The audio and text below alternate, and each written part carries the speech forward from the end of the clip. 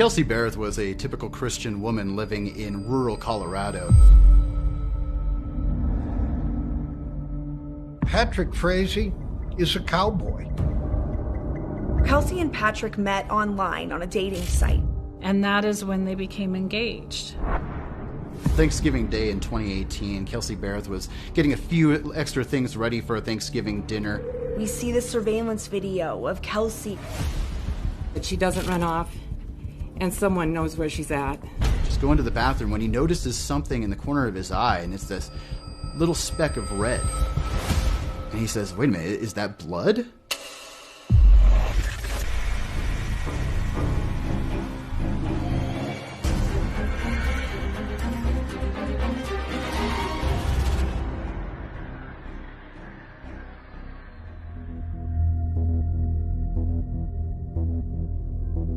Woodland Park is kind of like a little slice of Texas just west of Colorado Springs. It's a quaint, really beautiful mountain town. Everyone knows their neighbors. They know who they're seeing at the grocery store every day. Woodland Park and Cripple Creek are very interesting places. Cripple Creek is an old mining town that goes back to the gold rush back in the late 1800s. It's just a sleepy ranch town in the mountains. I think it's fair to say Kelsey Barrett is one of the biggest things that has happened in Cripple Creek in a long time. Kelsey Barrett was a unique woman. She was a woman that a lot of people would like their daughter, their sister, their mothers to aspire to be.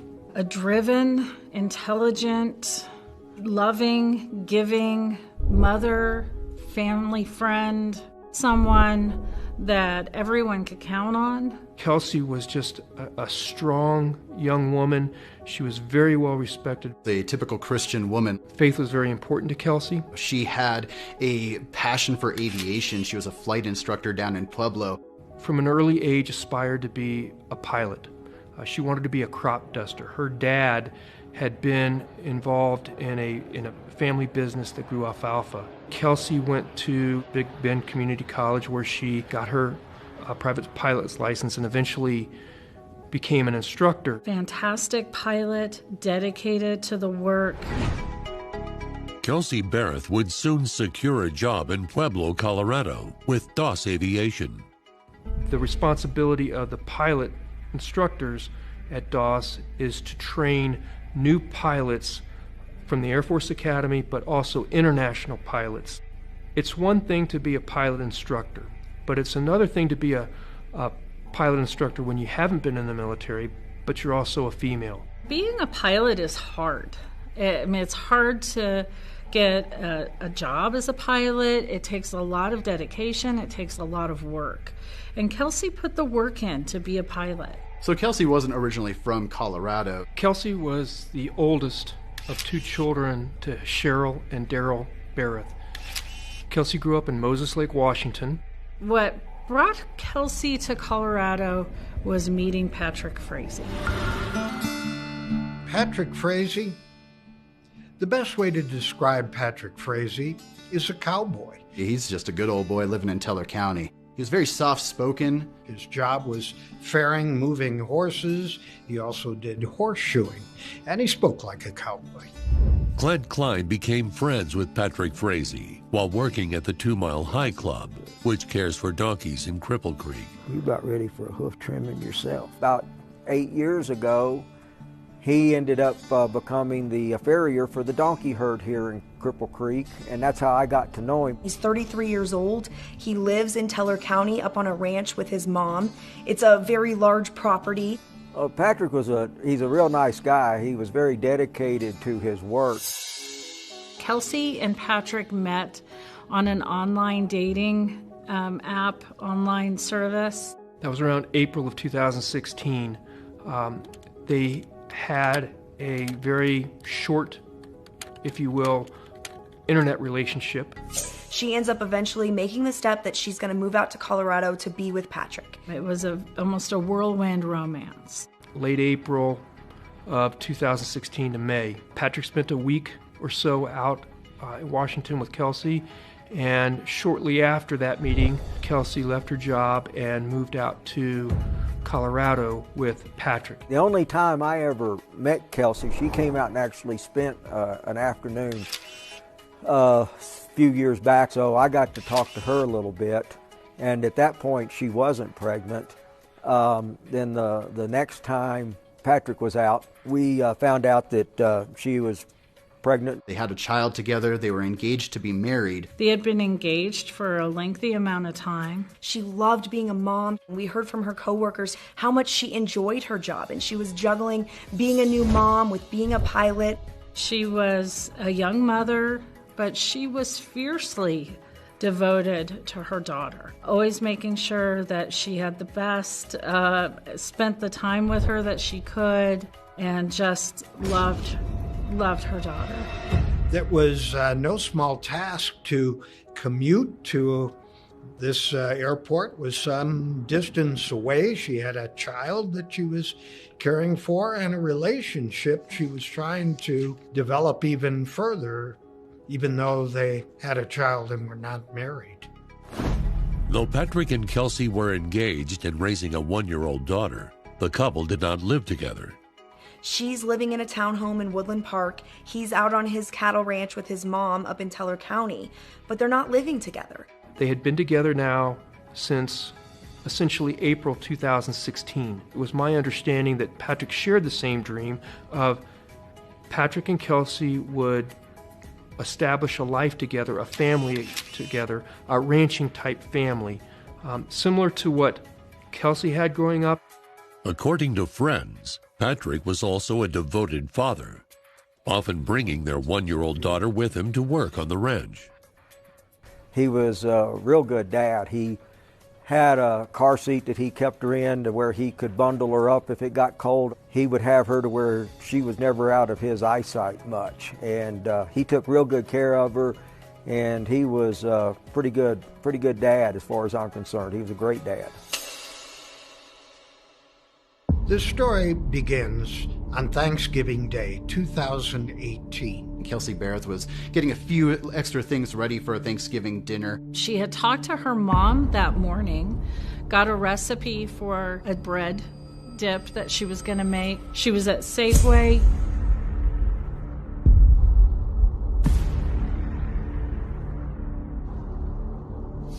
Kelsey Barrett is seen on surveillance video walking into a Safeway grocery store with her 14-month-old daughter.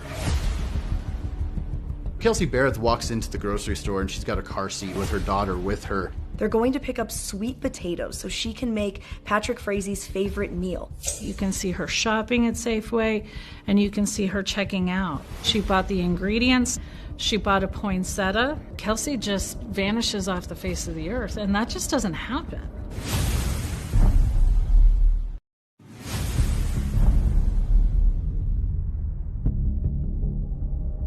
Here we are in the beautiful Rocky Mountains of Colorado. You've got a cowboy. You've got a very attractive woman who has a child between them. You have a missing person that just vanishes. That's how this whole case starts. I will never forget when we first learned there was this mom missing in Woodland Park. She was last seen on surveillance video on Thanksgiving Day with her 1-year-old daughter. It was the last time Kelsey Barrett was seen in public. And we're all asking, what mom goes missing and just vanishes without taking their 1-year-old daughter? Kelsey and her mom were really close. They talked often. So when Cheryl hasn't heard from Kelsey in about a week, she's getting concerned. She's starting to get worried. She's reaching out to Patrick Frazie. And it's at this time that Cheryl hears for the first time from Patrick that Kelsey and Patrick, according to Patrick, had split up the Wednesday before Thanksgiving. So when Cheryl learned from her conversation with Patrick on December 2nd that they had ended the relationship, Cheryl was taken back by that. She's really rather shocked. Cheryl had talked to Kelsey on Thanksgiving. None of this had been brought up in that conversation. Patrick says that he picked up the baby, that he and Kelsey met in the alley of Kelsey's home to make the exchange of their daughter, and that after that he left and hadn't seen Kelsey since. And he mentioned that he gave a few items to Kelsey the last time that he had seen her, including a gun and a set of keys as well. Even though they weren't going to be together as a couple anymore, they were still going to share parental responsibilities 50-50. He had told Cheryl that he had not spoken with Kelsey since Sunday, the 26th of November, and that he had no idea where she was. Their relationship was over. Maybe she was just vanishing, that she wanted to get out of town. She was done with this. She had just vanished on her own. Cheryl had asked Patrick to go by Kelsey's house and check on her, and then subsequently ended the conversation. In turn, Cheryl called the Woodland Park Police Department to request a welfare check on Kelsey. So when Woodland Park Police Department is contacted by Cheryl, they go to her condo in Woodland Park to see if she comes to the door. The blinds were closed, they knocked on the windows, they knocked on the door, got no answer.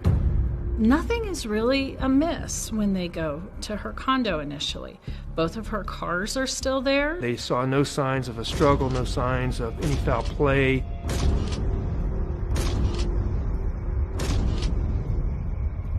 There's even some baked goods sitting on the counter. A particular pan that was on the stove that had cinnamon rolls. It wasn't covered up. They go through the place, they go upstairs, they're looking around. They don't find anything out of sorts. They aren't able to find Kelsey's keys, Kelsey's cell phone, or her purse. So it does kind of imply potentially that she may have left. We quickly learned from our conversations with Cheryl that Kelsey's disappearance was completely out of character. It was not something that Kelsey had ever done before. December 2nd, Cheryl Barrett calls Woodland Park Police to report her daughter, 29-year-old Kelsey Barrett, missing. Police then call 32-year-old Patrick Frazee. Patrick Frazee tells police not a whole lot of information, that their relationship was over, that he saw her on Thanksgiving Day. He went to her house in Woodland Park, picked up their daughter, and left. He had not physically seen Kelsey since Thanksgiving, but had been in communication with her by phone. After Patrick takes the baby, we know that he then goes to Walmart. He describes going to the ATM, and then he goes to have Thanksgiving dinner with his family. Patrick tells police that the last text he received from Kelsey was, "Do you really love me?" Patrick responds, "Why would I bend over backwards and stand behind you through everything if I didn't? So, to answer your question, yes, I do." The last message that was recorded from Kelsey's phone was in a place called Gooding, Idaho, where it had pinged off a cell phone tower. 800 miles away from Woodland Park, where Kelsey Barrett was last seen in this Safeway surveillance footage Thanksgiving Day. Modern police work is now tracking down videos in a case. Modern police work is getting these cell towers. And I'll tell you, all those are extremely time-consuming at all levels. Police discover Kelsey Barrett is captured on another surveillance video after she was last seen at Safeway. One of Kelsey's neighbors had surveillance footage too. They had a surveillance camera. The camera had been up for personal reasons. That surveillance camera, one of them, actually picked up Kelsey's front door. What you also see, Patrick with Kelsey, with the baby, going into Kelsey's condo. You see the poinsettia in Kelsey's hand as they're going into that condo. What we were able to learn from that is that Kelsey did enter her home on Thanksgiving with her daughter and Patrick, but we never saw Kelsey leave. The only person that we saw leave was Patrick. Kelsey's family is about to make a shocking discovery that police's first search of Kelsey's apartment missed. We are no longer thinking that Kelsey's missing, but that some sort of violent act, foul play is involved in Kelsey's disappearance. So it changes the investigation dramatically.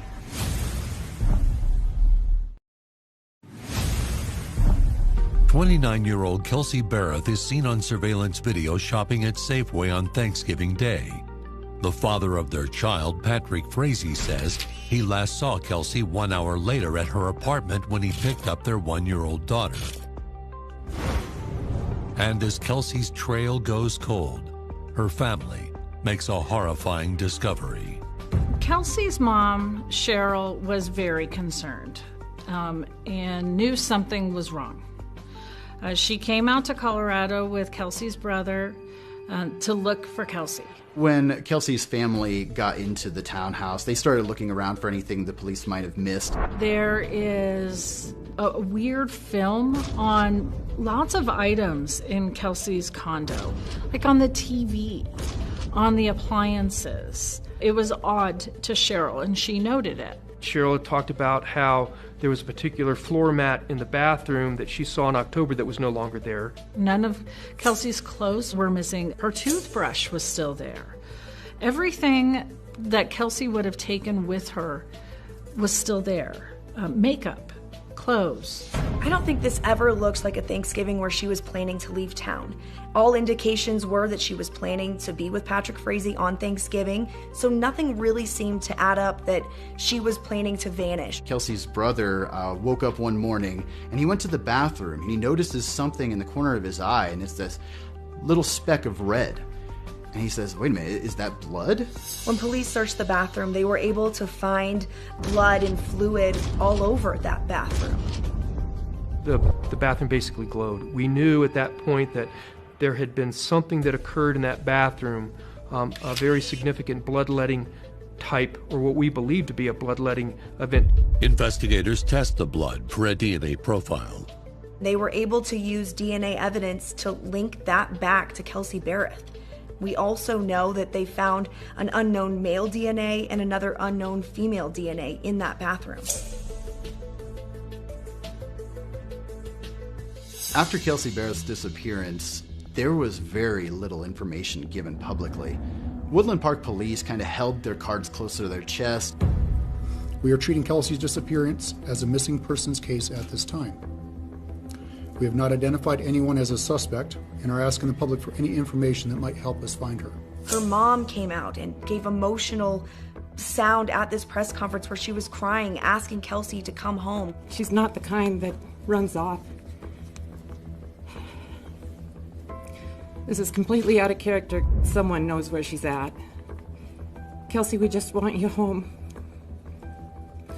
Call us if you can, and we won't quit looking. And we noticed that Patrick Frazee wasn't there. So we were curious. We wanted to know, where's Patrick at? Chief, I understand that Patrick was invited today. Why is he not here? That is a question you'd have to ask him. Is he being cooperative? Yes, at this time, yes. He had made attempts to talk to Patrick, but Patrick invoked his right to counsel and would not talk to us again. Investigators take a look at the digital forensics here, and they start looking at, phones, emails. They also use video from a neighbor's surveillance camera to verify Patrick's movement on Thanksgiving Day and confirm that the couple did enter the apartment at 1:23 p.m. We never saw Kelsey leave. The only person that we saw leave was Patrick. But police say the same surveillance camera contradicts Patrick's story that he was having Thanksgiving with his family 15 miles away in Florissant at 4:30 p.m. Between 1 o'clock in the afternoon on Thanksgiving to about 4:30 in the afternoon of Thanksgiving 2018, Patrick is seen on the neighbor's surveillance coming in and out of Kelsey's apartment several times. After the blood is found in Kelsey's condo, law enforcement obtains a search warrant for Patrick Frazee's phone records. It's at this point that you can start to see that Patrick wasn't honest entirely, really at all, with law enforcement about his movements. The cell phone data was really key to this investigation. and investigators start noticing that the pings that are coming from Kelsey's phone and from Patrick's phone don't really seem to add up. What you see in the phone records is that their phones are together. The majority of the time between Thanksgiving and November 25th, 2018. It becomes very clear that Patrick has Kelsey's phone, or Patrick has Kelsey. And then that's when they see the erratic movement heading out west, first towards Grand Junction and then Salt Lake City, before ultimately ending up in Idaho, a little town called Gooding. They're noticing that he's texting and calling a certain specific number quite a lot in the days after Kelsey Berreth goes missing. Even though that we found a large amount of blood, we didn't know what happened. There was no signs of any struggle. There was nothing in the home that gave us any idea of what may have happened. While police lack any evidence to tie Patrick to Kelsey Berreth's disappearance, they are very interested in 2 phone calls he places after leaving her apartment. Patrick calls at about 4:30 on Thanksgiving afternoon. Calls his mother, and then he calls a number in Idaho.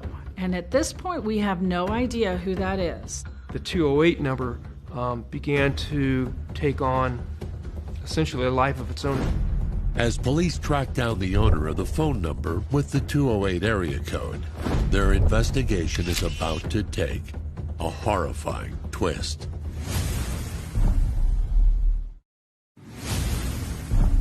After mother and flight instructor Kelsey Berreth vanishes without a trace on Thanksgiving Day, investigators suspect foul play, but don't have the evidence to prove it. It became difficult in many respects to try and piece this together. Even though that we found a large amount of blood, we didn't have a clue. When he describes that he hasn't had any contact with Kelsey, what you see in the phone records is that their phones are together. So that became a huge red flag. But investigators only have one lead to prove Patrick Frazee is lying. An unknown person with an Idaho area code.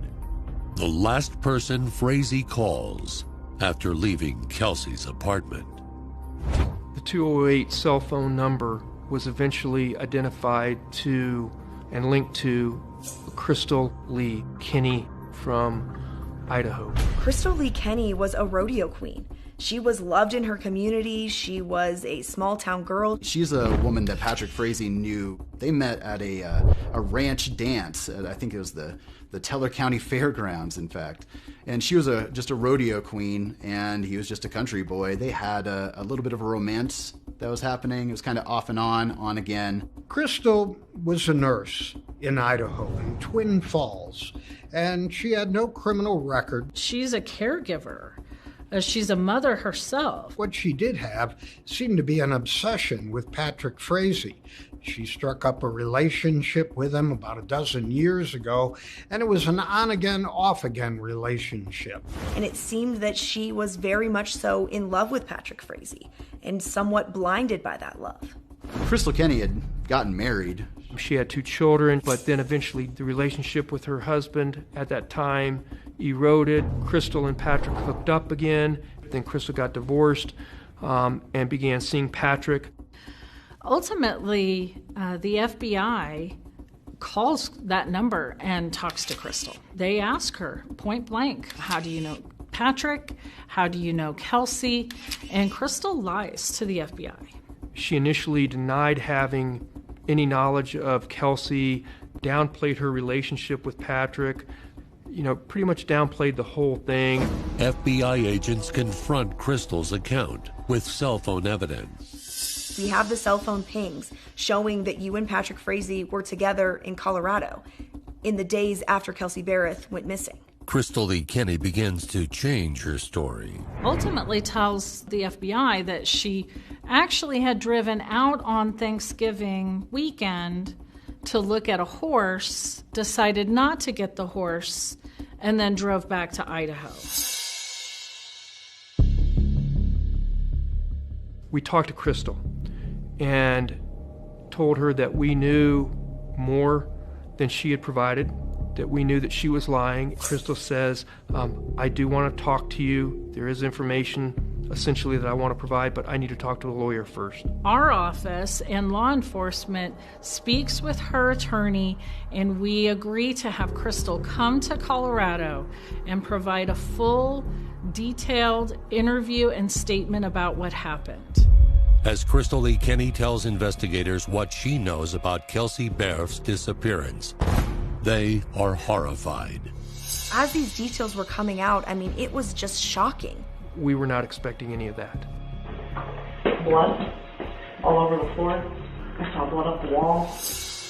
But even more horrifying than Crystal's description of the crime scene is her account of Kelsey Berth's final moments. That was just absolutely shocking. When we got into the interview and Crystal began to tell us what happened to Kelsey, I think everybody viewing and participating in that interview were beyond shocked.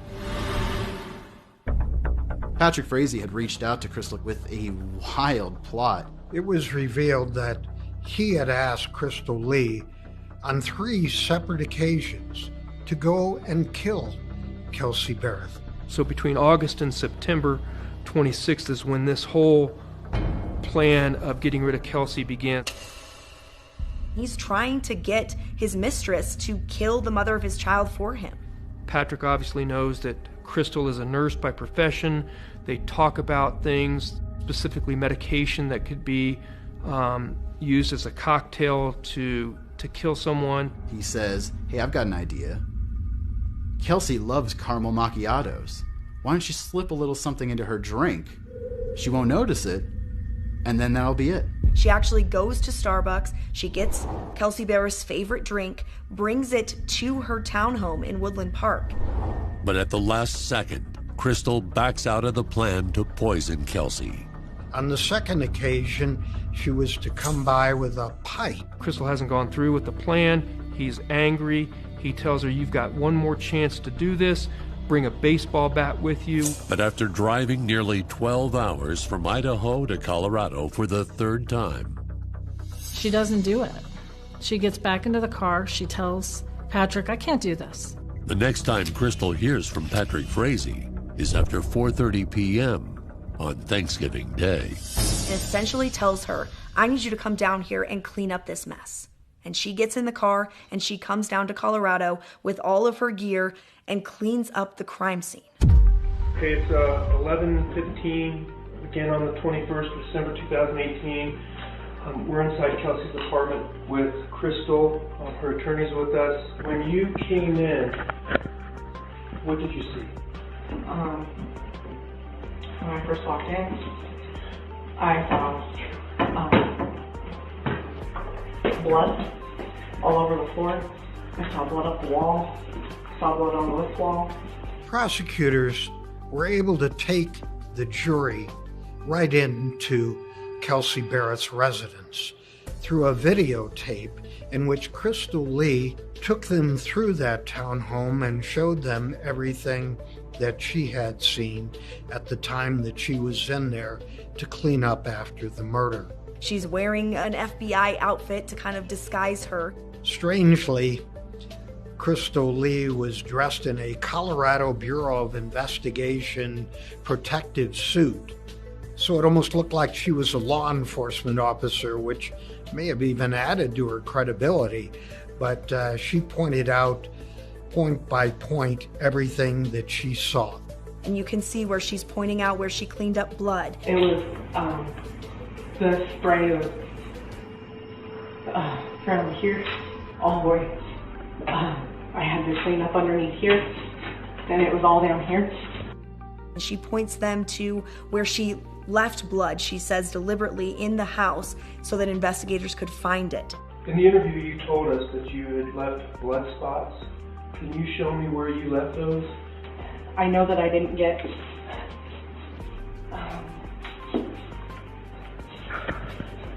there. I don't know that I got some of this underneath here because I didn't move the chairs to get it. She describes and points out everything. It was just a tremendous amount of information that she was providing. There was a lot of blood. So they're on the floor, all over the floor. There was blood on the front of the dishwasher. There was blood on the front of the stove. There was, that cinnamon roll pan had blood on the tinfoil on top of it. Blood was splattered all over the walls. It was a terrible scene. There's blood on the floor. There's blood on the fireplace.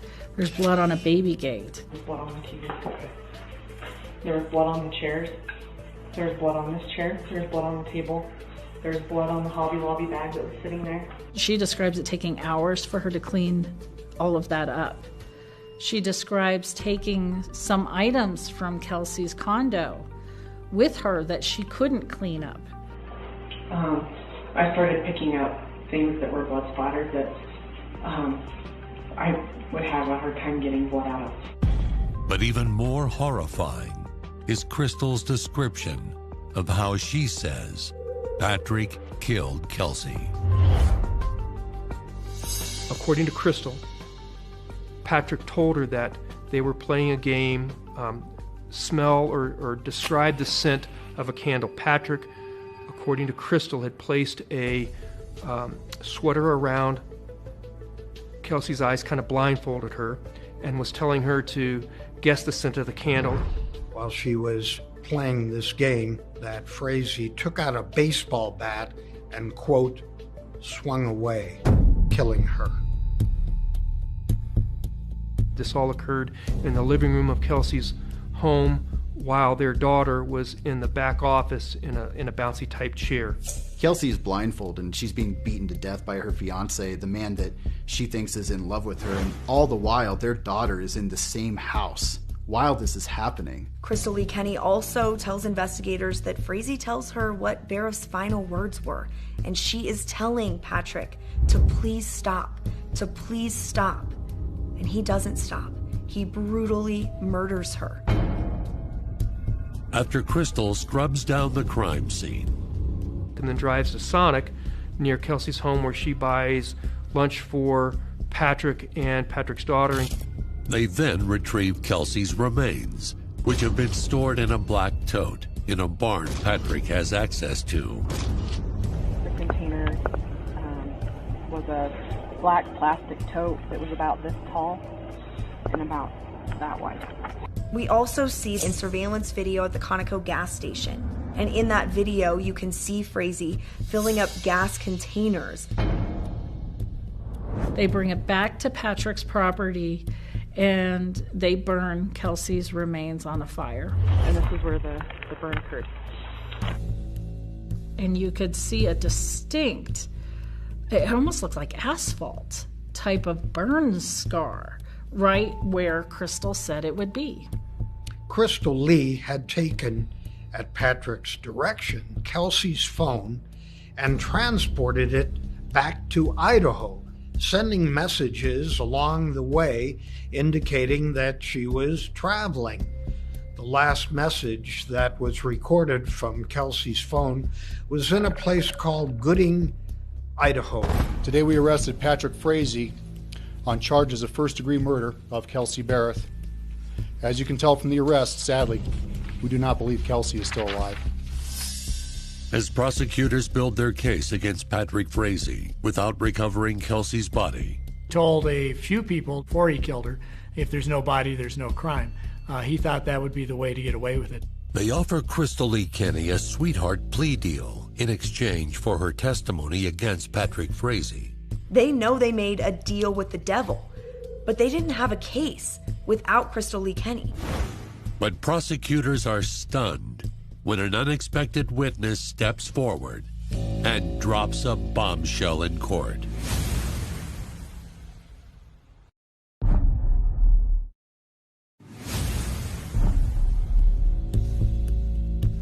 I think it's fair to say that the Kelsey Barrett trial and Patrick Frazee being on trial for her murder is one of the biggest things that has happened in Cripple Creek in a long time. 32-year-old Patrick Frazee is charged with the murder of his fiancée and mother of his 1-year-old daughter after his mistress admits her role in helping to clean up a gruesome crime scene. There was a lot of blood. And how she helped Patrick dispose of Kelsey's body. This is where the burn occurred. In the end, there's only one person who murdered Kelsey. Our target was going to be Patrick Frazee. So then, in order to be able to charge him, we had to make a deal with the devil. I don't know of a guy anywhere that would have thought about wanting to blindfold somebody and light the candles and get them to smell them and try and come up with what the scent was. That's something that a woman would come up with. Without Crystal telling us what happened, that we would have ever even been able to charge Patrick with Kelsey's murder. There was just so much information that Crystal was able to give us that we didn't have. Crystal Lee Kenny spent 2 days on the stand testifying against Patrick Frazee. But prosecutors say their case didn't rest on her testimony alone. They had the video to back her story up. As you go right down the line in this case, each piece of video is another nail in his coffin because it shows everything Crystal Lee is saying is absolutely the truth. But even prosecutors are shocked when their star witness gets upstaged. The bombshell in this trial came when an inmate took the stand on one of the last days of the trial, and he laid out shocking details. I mean, everyone's jaw in that courtroom was on the floor. There were audible gasps in the courtroom. An inmate that was housed with Patrick at the Teller County Jail came forward and said Patrick tried to elicit me to kill witnesses in this case, and he wrote it out on napkins. You're like, okay, how does this guy know these specific people that aren't even in the state, that have never been in the news, and locations of where they live, some real fine details? My jaw dropped at that point. I think a lot of people in the courtroom said, well, if there was any doubt now about Patrick Frazee's guilt, I think this might be, excuse the expression, the nail in the coffin. After 10 days of testimony against Patrick Frazee, the prosecution rests their case, and Frazee's defense attorneys don't call a single witness. Patrick Frazee never even said a word. To a certain point, there were many months that people had no idea what Patrick Frazee even sounded like. It took jurors just 3.5 hours to return a verdict. Patrick Frazee showed no emotion when the verdict was read. When he was told he was going to spend the rest of his life behind bars, nothing. When the judge told him he was vicious and that he deserved the maximum sentence, no emotion from Patrick Frazee. Despite a guilty verdict, Clint Klein still believes his friend is innocent. Hello, Miss Curious. I mean, they've never found a body, so there's one scenario that there's a chance she's still alive just someplace else. There's the other scenario that Crystal killed her if she is in fact dead. Do I think that Patrick did it? No. Do I think that it's possible that somebody else did it? Yes. Silent throughout Kelsey Barrett's disappearance, convicted murderer Patrick Frazee is finally speaking out from behind bars.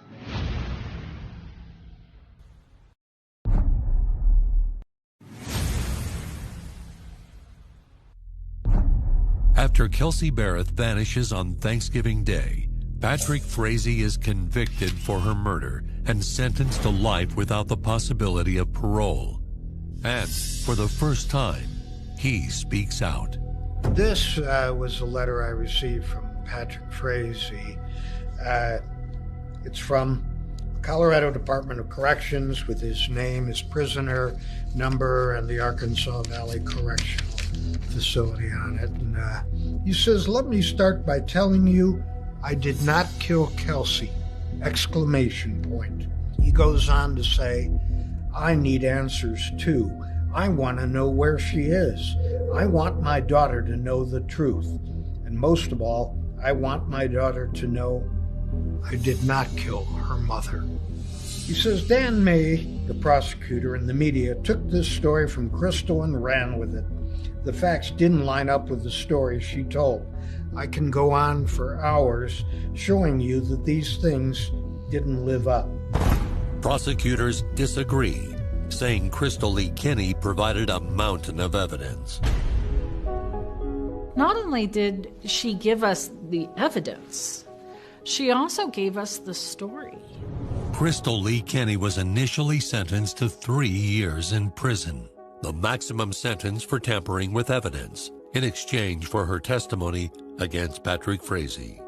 He's spending the rest of his life in prison, and that is justice as we can get it. We can't bring her back, and that would be the true justice. Was this justice for Crystal Lee Kenny? Absolutely not. She deserves at least 20 years in prison, probably. I'll never understand why Crystal did what she did, and it's not my job. And my feelings about Crystal, about Patrick, is irrelevant. This was not about anything but Kelsey, because Kelsey was just a tremendous human being that this world is going to miss.